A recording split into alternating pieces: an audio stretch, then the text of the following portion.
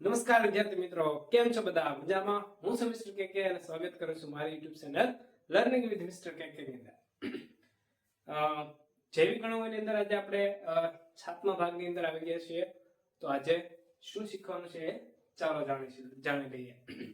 અગાઉના લેક્ચરની અંદર આપણે પ્રોટીન સંયોજનનું બંધારણ છે આપણે જોયું હતું અને એની અંદર ખાસ કરીને એના આકારને આધારે આપણે બે વર્ગીકરણ જોયા હતા.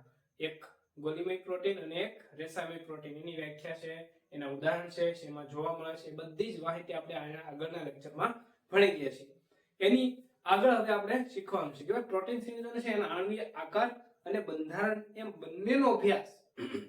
આકારે લઈ લો અને બંધારણ લઈ લો, એ બંનેના અભ્યાસને આધારે પ્રોટીન સંયોજનના મુખ્ય 4 બંધારણ છે આપેલા છે. એક પ્રાથમિક બંધારણ, દ્વિતીયક બંધારણ, તૃતીયક બંધારણ અને ચતુર્થક બંધારણ. ઓકે, છે એકદમ ઈઝી. પણ જેમ જેમ તમે એના આગળ અભ્યાસ કરતા જશો, જેમ કે પ્રાથમિકનો અભ્યાસ કર્યા પછી દ્વિતીયકનો કરશો, તો એનું બંધારણ છે કેવું થતું જશે? જટિલ થતું જશે. એટલે પહેલું બંધારણ સમજવું ઈઝી પડશે, એના પછી બીજું બંધારણ એનાથી થોડું ટફ, ત્રીજું એનાથી વધારે અને ચોથું તો સૌથી વધારે ટફ છે, એટલે કે જટિલ બનતા જાય છે. ઓકે, તો પ્રાથમિક બંધારણ કોને કહેવાય સમજો કે ભાઈ પોલીપેપ્ટાઇડ શૃંખલા હોય. તમને ખ્યાલ છે કે ભાઈ બે એમિનો એસિડ થી એક પ્રકારનો બંધ બને જેને આપણે ડાયપેપ્ટાઇડ બંધ કહીએ, બરાબર?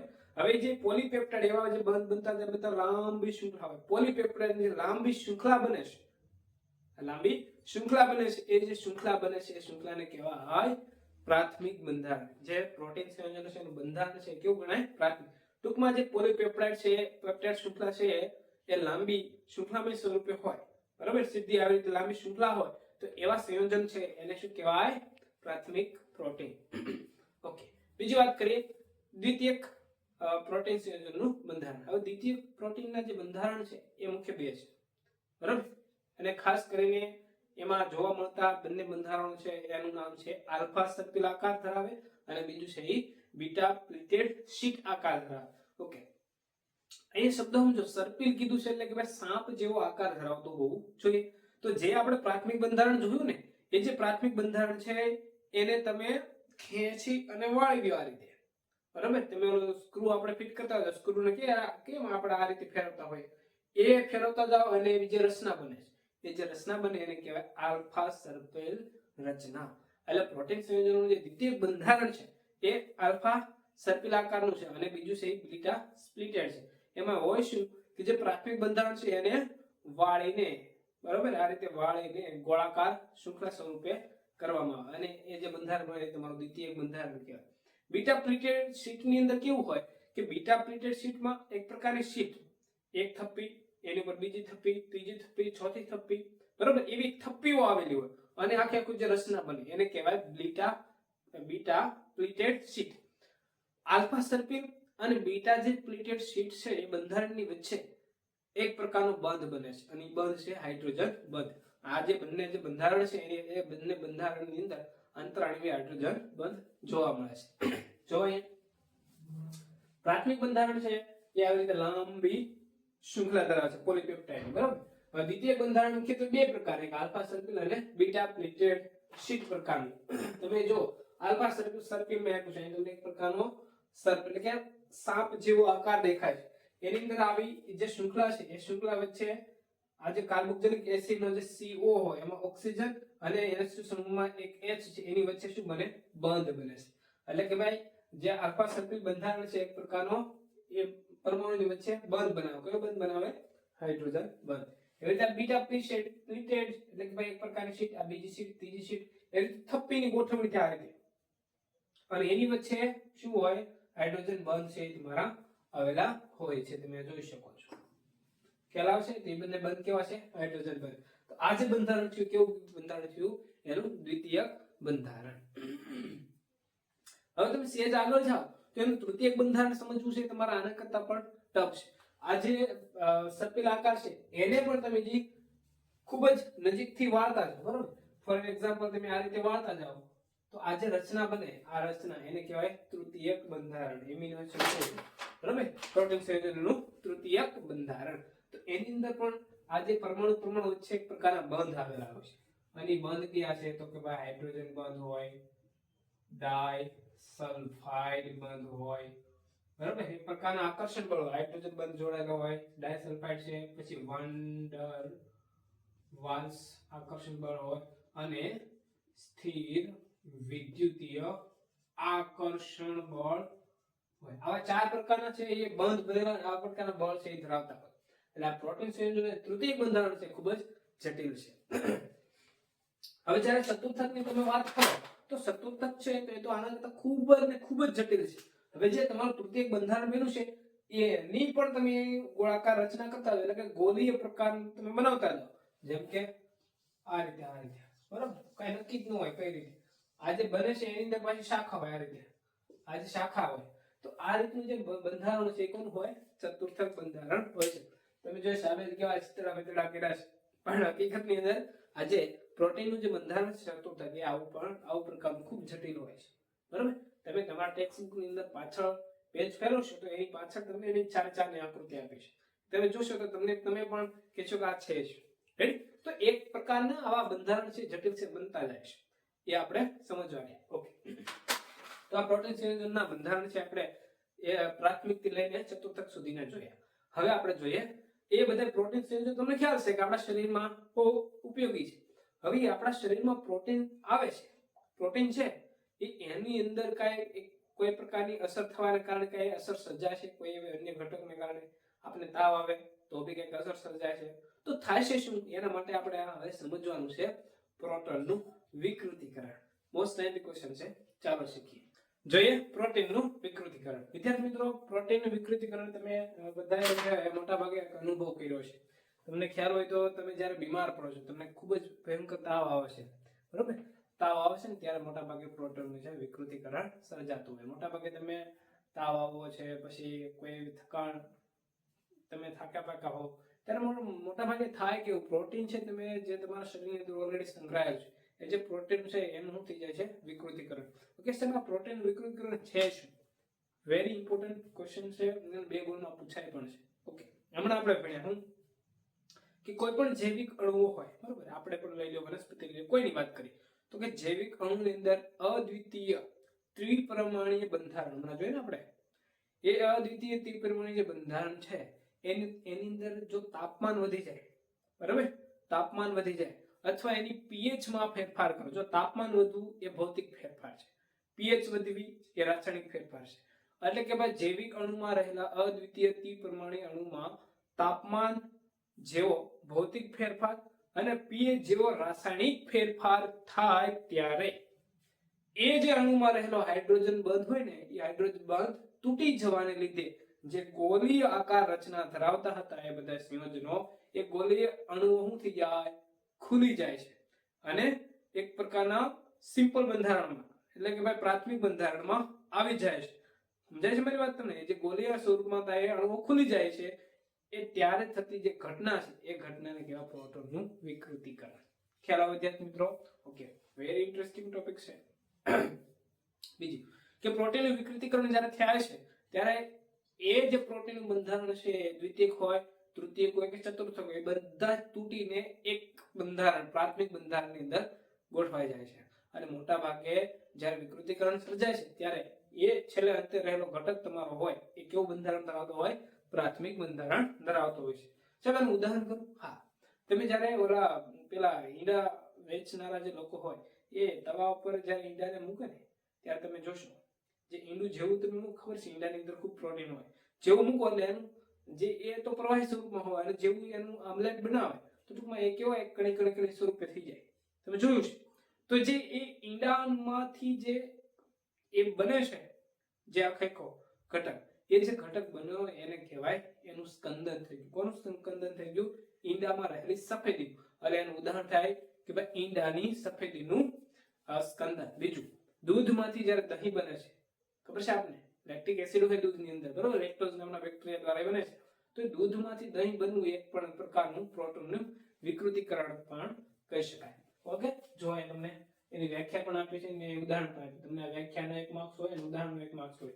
2 ગુણની અંદર પૂછી શકે છે, ઘણીવાર પૂછાણેલું પણ, એટલા માટે લખ્યું છે મોસ્ટ આઈએમપી પ્રોટોનનું વિકૃતિકરણ સમજાવો.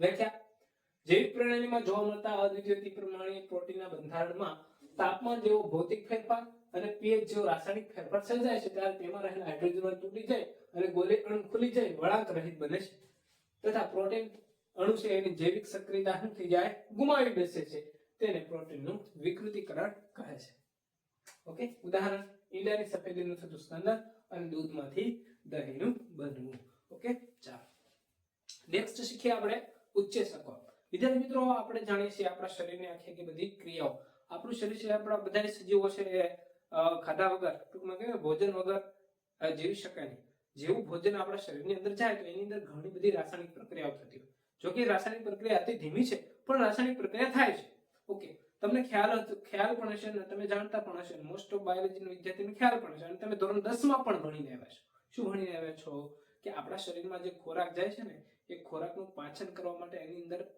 ઘટકો રહેલા છે એક પ્રકારના ઉચ્ચ અંતઃસ્ત્રાવો હોય છે ઉચ્ચેસકો હોય છે બરાબર તો એ જે આપણા જૈવિક જે ઘટકો હોય એની અંદર જે કામ કરતા પદાર્થો છે બરાબર ખોરાકના મોટા કણો તો એના નાના કણમાં ફેરવવું બરાબર તો પ્રોટીનનું પાચન કરવું જે ટૂંકમાં એની અંદર વપરાતો જે ઘટક છે ક્રિયામાં સંકળાયેલો છે એને જૈવિક પદાર્થની અંદર એટલે કે આ જૈવિક બાયોલોજીની અંદર એને ઉચ્ચેસકો કહેવાય જેમ આપણે ઉદ્દીપક તમને ખ્યાલ છે ઉદ્દીપકનું કાર્ય શું છે જેમ ઉદ્દીપકનું કાર્ય છે એવું જ કામ અહીં ઉચ્ચેસકનું છે ફક્ત ફેર એટલો છે કે બાયોલોજીમાં આ પાઠ આવતો હોવાને લીધે એને નામ ઉચ્ચેસક આપવામાં આવ્યું છે અને પેલા ઉદ્દીપક છે બરાબર બેનું કાર્ય સેમ જ છે ઓકે તો ઉચ્ચેસક છે તમને ખ્યાલ હોય તો એના નામકરણ છે કઈ રીતે કરે કે ઉચ્ચેસક છે કે જે ક્રિયામાં વપરાતો હોય તો એ ક્રિયાને આધારે એનું નામકરણ કરવામાં આવે જેમ કે માલ્ટોઝ છે તો માલ્ટોઝનું જ્યારે તમે જળ વિભાજન કરો તો એક પ્રકારનો ઉચ્ચેસક વાપરવામાં આવે અને ઉચ્ચેસકનું નામ છે માલ્ટેજ માલ્ટોઝનું જળ વિભાજન કરવામાં આવે માટે ઉચ્ચેસકનું નામ આપ્યું માલ્ટેજ ઉચ્ચેસક અમુક એવા પણ ઉચ્ચેસકો હોય કે જે ઓક્સિડેશન રિડક્શન પ્રક્રિયામાં વપરાતા હોય તો એ પ્રક્રિયાના આધારે એનું નામ આપી દે ઓક્સિડો રિડક્ટોએઝ અને હા જ્યારે ઉચ્ચેસક કોઈ પણ હશે એની પાછળ પ્રત્યે એઝ એવું લગાડવાનું માલ્ટેજ બરાબર ઇનોટેઝ સુક્રોઝ હોય સુક્રોઝ તો સુક્રોઝનું જળ વિભાજન કરવું હોય તમારે એમાંથી ગ્લુકોઝ ફ્રુક્ટોઝ બને તમને ખ્યાલ છે તો એ ફ્રુક્ટોઝ ને ગ્લુકોઝ બનાવવા માટે તમારે એક ઉચ્ચેસક વાપરવામાં આવે એને કહેવાય ઇન્વર્ટેઝ એટલે ઉચ્ચેસક ને શું આવશે વિદ્યાર્થી મિત્રો એઝ બરાબર હા ક્રિયાવિધિમાં એવું હોય તમને ખ્યાલ ઉચ્ચેસકનું કાર્ય શું તમે ઉદ્દીપકની વાત કરી સાંભળે છે ઉદ્દીપક છે એ કોઈ પણ પ્રક્રિયા હોય એની સક્રિયકરણ ઉર્જાનો જે આલેખ છે એનું કરી દે ઘટાડી દે ધોરણ 12 ની અંદર 5મો પાઠ યાદ કરો તમે શીખ્યા છો બરાબર ટૂંકમાં આવ્યું તો આપણે સક્રિયકરણ ઉર્જા ખાસ કરીને રાસાયણિક ગતિકીની અંદર બરાબર તો શું થાય કે જેની સક્રિયકરણ ઉર્જા હોય એને ઘટાડી દે તમે સુક્રોઝની વાત કરીએ તો સુક્રોઝનું જ્યારે જળ વિભાજન કરવામાં આવે ને ઉચ્ચેસક વગર ત્યારે એની અંદર ઉર્જા તમારે આપવી પડે 6.22 કિલો જૂલ જેટલી પરંતુ જો એની અંદર ઇન્વર્ટેડ ઉચ્ચેસક તમે વાપરો તો એ જ ઉર્જા છે તમે 2.15 કિલો જૂલ પ્રતિ મોલ જેટલી વાપરો તો તરત જ એનું જળ વિભાજન થઈ જાય તો એ સક્રિયકરણ ઉર્જા 6.22 હતી એને ઘટાડીને શું કરી દીધી 2.15 જેટલી તો આ ઉચ્ચેસકનું કામ અને ઉદ્દીપકનું કાર્ય બંને એક જ છે અને છેલ્લે પ્રક્રિયા અંતે પાછા મળતા હોય છે રેડી ઓકે તો ખાલી મેં તમને જસ્ટ નાનો એક ટોપિક લખ્યો છે કે ઉચ્ચેસકો છે શું તો કે ઉચ્ચેસકો ગોળીય પ્રોટીન ધરાવે છે બરાબર એ માલ્ટોઝ છે માલ્ટોઝમાંથી ગ્લુકોઝ બને છે ને જળ વિભાજન તો એના માટે વપરાતો ઉચ્ચેસક માલ્ટેઝ ઉચ્ચેસકના નામને પ્રત્યે એ શબ્દ લગાડવામાં આવે છે ક્રિયાવિધિમાં મેં તમને કીધું એ સક્રિયકરણ ઉર્જા ઘટાડે છે ઓકે તમે એના વિશે ચેપ્ટર નંબર રાસાયણિક ગતિકીમાં વધારે શીખ્યા છો ઓકે ચાલો શીખીએ આગળ વિટામિન્સ શું છે જોઈએ વિટામિન સંયોજનો વિટામિન સંયોજનો છે શું વિદ્યાર્થી મિત્રો અમુક એવા ઘણા બધા સંયોજનો કાર્બનિક સંયોજનો છે કે જેનો થોડો ઘણો જથ્થો પણ આપણા શરીર માટે જરૂરી છે જો થોડો ઘણો જથ્થો જરૂર ન લઈએ આપણે બરાબર હું કીધું મેં એવા ઘણા બધા કાર્બનિક સંયોજનો છે કે જેનો થોડો જથ્થો આપણા શરીર માટે જરૂરી છે અને જો એ ન લેવામાં આવે તો આપણા શરીરમાં એનાથી અસંખ્ય રોગો છે થઈ શકે છે આવા સંયોજનોને જ કહેવાય વિટામિન સંયોજનો બીજું કે વિટામિન સંયોજનો છે આપણા શરીર છે એ ઉત્પન્ન કરી શકતા નથી એને આપણે ખોરાક મારફતે બહારથી લેવા જ પડે છે એટલે આપણા શરીરમાં એક પણ વિટામિન છે એ બનતું નથી એને આપણે આહાર મારફતે લેવા પડે છે હા ખાસ કરીને વનસ્પતિઓ છે એ મોટા ભાગના વિટામિન છે એ ધરાવતી હોય છે અને વનસ્પતિ દ્વારા આપણને વિટામિન છે આપણે આહાર મારફતે લઈ શકીએ છીએ વિટામિન સંયોજનો છે વિદ્યાર્થી મિત્રો આપણા જીવનને ટકાવી રાખવા માટે અગત્યનો સ્ત્રોત છે. વિટામિન ઘણા બધા વિટામિનની ખામીને કારણે આપણે અસંખ્ય રોગો પણ થઈ શકે છે. એટલે માટે વિટામિન છે આપણા માટે ખૂબ જરૂરી છે. અને હા, વિટામિન સંયોજનો એવા સંયોજનો છે કે એનો વધારે પડતો ઉપયોગ થવાને લીધે પણ આપણને અસંખ્ય રોગો થઈ શકે છે. એટલે ખાસ કરીને વિટામિન સંયોજનોનો છે એ ડોક્ટરની સલાહ લઈને જ આપણે એની ગોળીઓ છે એ ખાવી જોઈએ.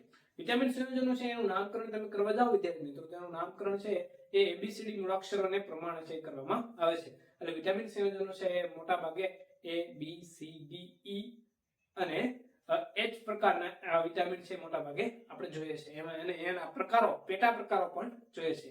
ખાસ કરીને વિટામિન બી છે એના પેટા પ્રકારો પણ તમે જોઈ શકો છો. B1 છે, B2 છે, B6 છે અને B12 છે. આ વિટામિન સંયોજનો છે જૂના જમાનામાં એને વિટામાઇન કહેવામાં આવતું હતું. કારણ કે વિટામિન સંયોજનો જે સ્ટ્રક્ચર ધરાવે છે એની અંદર એમાઇન સમૂહ હાજર હતો, બરોબર. પરંતુ પછી જેમ વિજ્ઞાનનો વિકાસ થતો ગયો એમાંથી વિટામિનમાં જે એમાઇન સમૂહ એમાં ન હોવા છતાં વિટામિન હતું, તો એમાંથી જે એમાઇનમાંથી જે ઈ પ્રત્યય હતો એને દૂર કરી દીધો અને છેલ્લે એને શબ્દ વિટામિન એવો છેલ્લે કહેવામાં આવે છે. ઓકે, વિટામિન સંયોજનોનું વર્ગીકરણ છે વિદ્યાર્થી મિત્રો બોર્ડની પરીક્ષામાં ખૂબ જ અગત્યનું છે, પૂછાઈ શકે છે ને એકવાર પૂછાણેલું પણ છે. ઓકે, વિટામિન સંયોજનો છે શું? તો કે વિટામિન સંયોજનનું વર્ગીકરણ આમ તમે જોવા જાવ તો બે રીતે કરી શકાય. એક ચરબીમાં દ્રાવ્ય વિટામિન અને પાણીમાં દ્રાવ્ય વિટામિન. બે પ્રકારના વિટામિન છે, ચરબીમાં દ્રાવ્ય હોય, પાણીમાં પણ દ્રાવ્ય હોય. તો એને આધારે જ તમારે એનું વર્ગીકરણ કરવાનું છે કે જે વિટામિન સંયોજનો ચરબી કે તેલમાં દ્રાવ્ય હોય પરંતુ પાણીમાં અદ્રાવ્ય હોય તેવા સંયોજનોને ચરબીમાં દ્રાવ્ય વિટામિન સંયોજનો કહી શકાય. અને જે સંયોજનો પાણીમાં દ્રાવ્ય પરંતુ ચરબી કે તેલમાં અદ્રાવ્ય એને આ વર્ગમાં મૂકી શકાય છે. અને હા, કે વિટામિન સંયોજનો જે ચરબીમાં દ્રાવ્ય છે કયા કયા, તો યાદ રાખવા માટે શબ્દ સમજો કેળા. કેળા હોય ને આપણે, હા, કેળા યાદ રાખજો, KEDA. કેળા છે એ ચરબીમાં દ્રાવ્ય વિટામિન છે. અને વધ્યા કોણ? બીસી. બી અને સી, બી ના જેટલા બી પ્રકારો તમે જોઈ શકો છો બધા છે એ શેમાં દ્રાવ્ય હોય? પાણીની અંદર દ્રાવ્ય હોય છે.